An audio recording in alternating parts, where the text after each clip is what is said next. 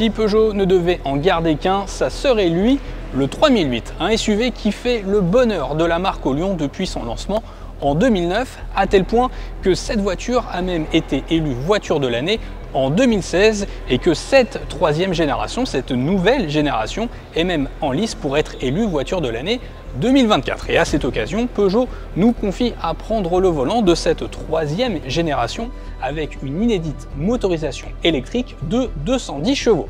Alors, faut-il craquer pour ce nouveau 3008 ou s'agit-il d'un rendez-vous manqué pour le constructeur socialien? Verdict sur les petites routes du sud de la France.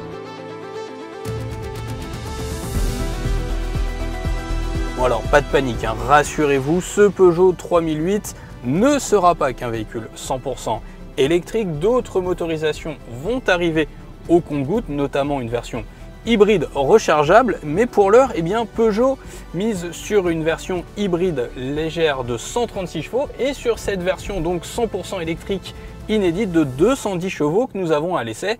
Un pari osé, audacieux pour Peugeot, puisqu'on le sait, c'est pas forcément une marque référence en matière de véhicules 100% électriques. Mais bon, eh bien, Peugeot nous donne le volant de cette version électrique aujourd'hui. Alors, il a sous le capot, eh bien, un moteur inédit de 210 chevaux avec 345 Nm de couple, des chiffres eh bien, qui sur le papier permettent à l'ensemble de se mouvoir. Alors ça reste vraiment pour se déplacer parce que clairement la concurrence ne va pas trembler avec ce nouveau moteur électrique. Il faudra bien évidemment jouer avec les trois modes de conduite et notamment avec le mode sport, hein, comme accoutumé chez Stellantis, pour profiter eh bien, des pleines capacités de ce moteur électrique, donc des 210 chevaux et 345 Nm de couple. Et là, sur les routes un petit peu tortueuses comme c'est le cas en ce moment, eh ben, c'est vrai qu'en roulant uniquement en mode normal, l'ensemble eh bien, a un petit peu de mal dans les côtes. Il ne faudra pas hésiter à rouler en mode sport.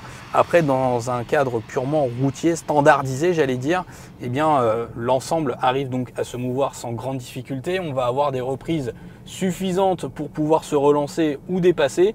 Mais clairement, il faudra certainement attendre une version plus performante que Peugeot prévoit d'ici février 2025, une version haute performance de 320 chevaux avec 2 moteurs électriques. Pour le reste, eh ben, l'agrément moteur est un petit peu moyen.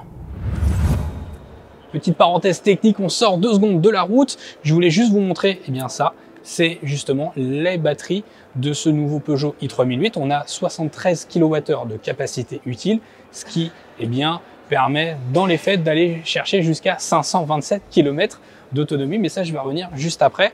Au niveau des recharges, eh bien, le Peugeot i3008 accepte des recharges jusqu'à 160 kW. On continue sur des bornes rapides, ce qui permet de passer de 20 à 80% de charge en moins de 30 minutes selon Peugeot. Allez, on repart sur la route. Alors que je vous le dise d'entrée, vous ne ferez jamais 527 km avec une seule charge, avec ce SUV Peugeot. On attendra bien évidemment de le passer au labo pour être fixé quant à l'autonomie réelle de ce SUV socialien. En attendant, nous, au tableau de bord, on a une autonomie maximale qui accrochera grand maximum les 400 km. Et à noter également que si jamais eh bien, vous pensiez que l'autonomie n'était pas suffisante, sachez que Peugeot prévoit d'ici février 2025 eh bien, une version grande autonomie avec une plus grosse batterie de 98 kWh et puis un peu plus de chevaux puisqu'on aura 230 chevaux, soit 20 chevaux de plus que cette version électrique de 210 chevaux aujourd'hui à l'essai. Et justement la consommation, Peugeot annonce eh bien 16,7 kWh au 100 km en cycle mixte WLTP. Là encore, on attendra de le passer au labo pour avoir des mesures plus précises et réelles de la consommation électrique du SUV de Sochaux. Et puis au tableau de bord, là, nous, on tourne plus volontiers dans le cadre de notre essai sur les petites routes du sud avec de la côte et de la descente aux alentours des 22-23 kWh au 100 km, donc bien loin des 16,7 kWh au 100 annoncés. Bon, arrêtons-nous quelques instants sur notre itinéraire pour faire plus ample connaissance avec ce nouveau Peugeot 3008. Alors, face avant, proportion, design intérieur, vous allez voir que ce nouveau SUV au Lyon change radicalement. Il bouscule les codes esthétiques jusqu'ici connus sur les versions précédentes. À l'avant, eh bien, ce qui frappe, c'est cette toute nouvelle signature lumineuse avec une signature lumineuse plus fine, plus petite aussi par rapport à la génération que le 3008 remplace. On va également remarquer les feux d'urne ici avec les 3 griffes de Peugeot, le nouvel élément stylistique caractéristique de la marque au Lyon. En continuant, on va remarquer aussi cette calandre toujours en fondu, couleur carrosserie, qui va laisser apparaître en son centre le nouveau logo néo-rétro de Peugeot. Et entre les optiques, justement, on va aussi remarquer ce nouveau bandeau noir qu'on avait l'habitude de retrouver sur le haillon du coffre. Peugeot l'applique désormais également sur le capot pour laisser transparaître au passage la nouvelle typographie 3008. Et enfin, quand on arrive sur la partie basse de la face avant, on va remarquer aussi un bouclier plus proéminent.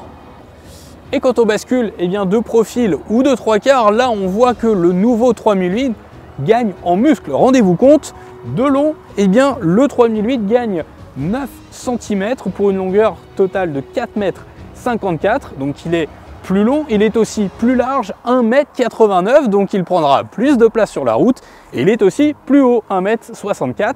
Bref, le 3008 affiche dorénavant des proportions plus dignes d'un SUV. Et notre finition haute finition GT dispose au passage des grandes jantes de 20 pouces qui pour le coup ne viennent pas entacher le confort, et ça c'est un vrai bon point. Après pour le design, on retrouve un coup de crayon instauré sur la Peugeot 408, et véhicule 100% électrique oblige, on a presque des jantes pleines dans le souci d'optimiser l'aérodynamisme mais aussi l'efficience pour toujours plus d'autonomie. Et enfin sur la partie arrière, sur la poupe de ce nouveau 3008, là aussi on note des différences. Fini l'aspect monolithique qu'on avait par le passé, on a une césure nette, vraiment qui tranche. Alors ça permet justement d'avoir une nouvelle ligne esthétique, un nouveau coup de crayon, et puis c'est corroboré par le design voulu fastback de ce Peugeot 3008. Alors après, pour le reste, on va retrouver aussi une signature lumineuse qui a été également retravaillée à l'arrière, toujours avec les fameuses 3 griffes de Peugeot. Sur la finition GT, on profite même de feux à effet 3D pour un peu plus de cachet. Et puis on va remarquer également la position désormais de la typographie i3008 sur le haillon du coffre, avec toujours le nom Peugeot plus grand désormais sur le haillon du coffre, avec évidemment le bandeau. Et puisque je vous parle du coffre, ce qui est important de noter sur cette version électrique, c'est qu'on dispose d'une capacité de 520 litres. Bon point, pourquoi? Tout simplement parce qu'on ne perd pas de capacité de stockage, de capacité d'emport avec cette version électrique par rapport à la version hybride légère qui existait par le passé. Et à noter également qu'il est un petit peu mieux dessiné, il est également plus logeable avec un seuil de chargement qui est à une hauteur un peu plus appréciable. Bref, bon point là-dessus pour Peugeot. Et si les changements stylistiques changent radicalement à l'extérieur, à bord, le 3008 là aussi innove, on est sur une vraie nouvelle génération et les changements sautent aux yeux, en particulier dès que l'on prend place au poste de conduite. Regardez, Peugeot conserve le volant à double méplat, le petit volant à double méplat. Mais ce qui change, c'est ça. Enfin, on a un nouveau combiné d'instruments qui permet de profiter de toute la lisibilité. Alors, c'est pas parfait, parce que même si on règle le volant, pour moi, j'ai presque la partie basse qui est encore un petit peu coupée. Mais enfin, merci Peugeot d'avoir entendu les demandes, d'avoir rehaussé le combiné d'instruments. Alors, le combiné d'instruments, il évolue drastiquement. Pourquoi? Parce qu'aujourd'hui, on a une dalle, cette belle dalle de 21 pouces flottante au-dessus de la planche de bord qui est coupée en 2 parties. À gauche, vous allez avoir toutes les infos relatives à la conduite et la partie de droite qui va distiller toutes les informations relatives au multimédia et au confort, une partie tactile. Évidemment, on va profiter d'une connectivité Android Auto et Apple CarPlay sans fil.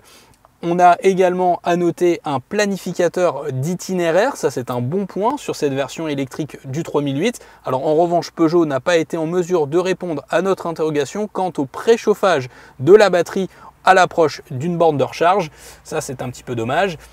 Pour le reste, les changements stylistiques à l'intérieur sont notables puisqu'on va avoir la délocalisation du sélecteur de vitesse au niveau de la planche de bord. Alors ça a 2 intérêts. La première, c'est que c'est très ergonomique, ça tombe très bien sous la main et puis en plus ça permet d'épurer la console centrale. Une console centrale, regardez, avec désormais cette bande de commodo physique en forme de boomerang. Ici, on va retrouver les commandes de clim, des embuages. On va avoir la sélection des différents modes de conduite, la commande des warnings ou encore le réglage sonore du multimédia et de l'infotainment. Et les autres changements aussi, eh bien c'est ça, ce second écran tactile ici qui va permettre d'afficher les fameux iToggle. Ce sont ces raccourcis personnalisables pour accéder à diverses fonctionnalités du véhicule. On peut afficher donc une dizaine de raccourcis, c'est entièrement personnalisable.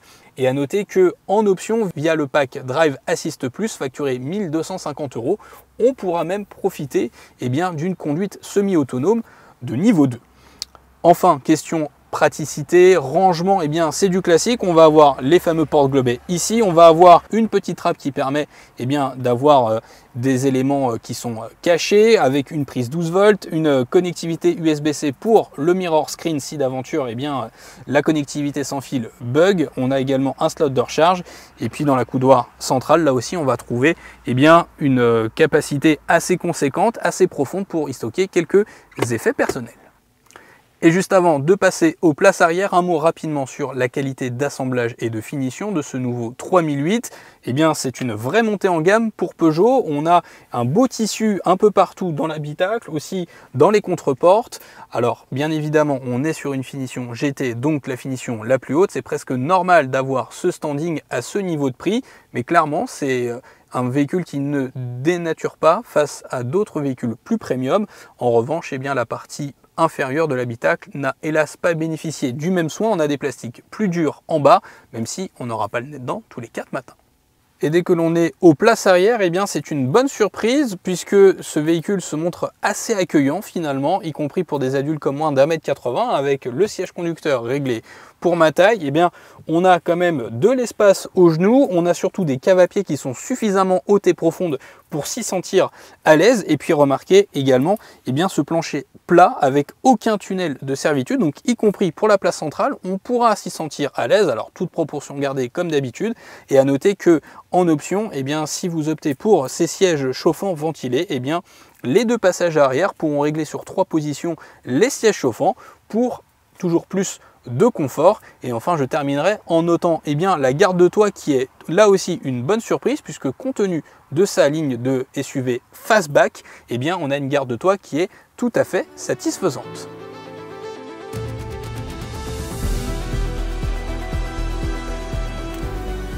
Allez, de retour au volant du 3008, c'est l'occasion pour moi de vous parler du comportement routier de ce Peugeot 3008. Alors dans cette déclinaison électrique, le moins que l'on puisse dire, c'est qu'il est excessivement lourd. Rendez-vous compte, ce SUV socialien affiche un poids de 2 tonnes 1 sur la balance.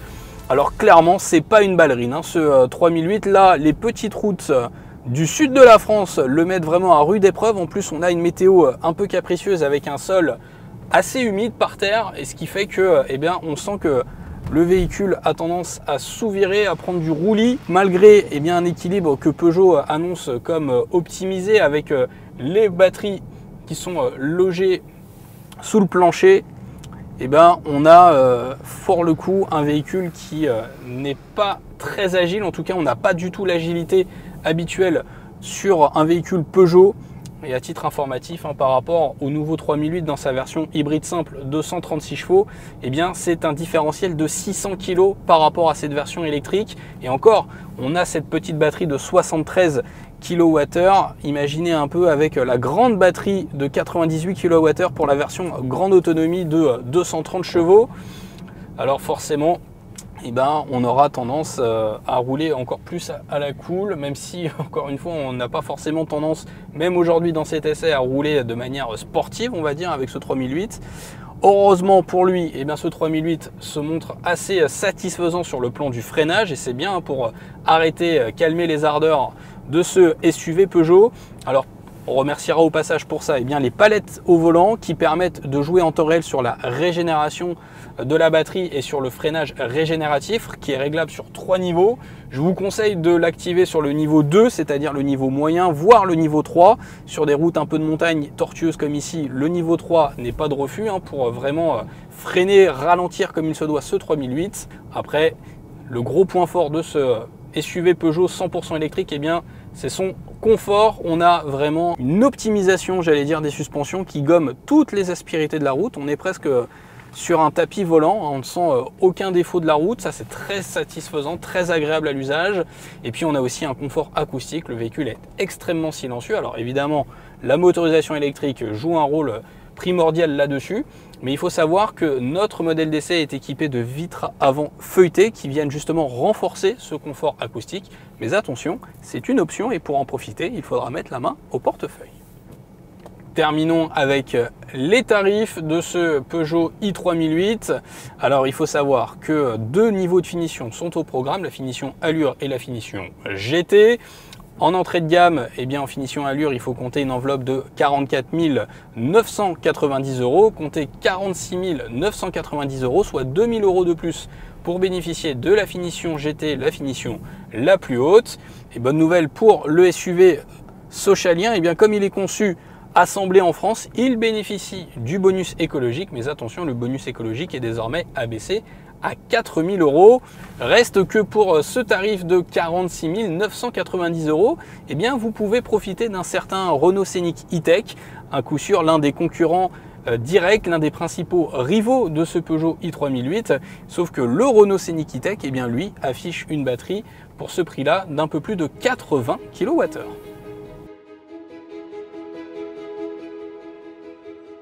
Bon, à l'issue de cette journée d'essai, que retenir de ce 3008 troisième du nom? Eh bien, il s'agit véritablement d'un tout nouveau SUV avec un nouveau design intérieur, extérieur et une motorisation électrique inédite. Reste que, eh bien, sur les petites routes du sud et avec cette météo assez pluvieuse, on a pu se rendre compte que le comportement routier de ce SUV Socialien reste perfectible, la faute à un poids beaucoup trop conséquent de 2 tonnes 1 et du coup un équilibre qui reste perfectible. Il n'en demeure pas moins agréable à l'usage, reste que face à la référence en la matière de SUV 100% électrique, un certain Tesla Model Y, eh bien le Peugeot i3008 reste un cran en dessous. En revanche, il se rattrape car Peugeot propose une garantie de 8 ans ou 160 000 km grâce à son nouveau programme Allure Care, un programme que l'on ne retrouve pas chez Tesla, mais également chez d'autres concurrents à venir, français notamment, comme un certain Renault Scénic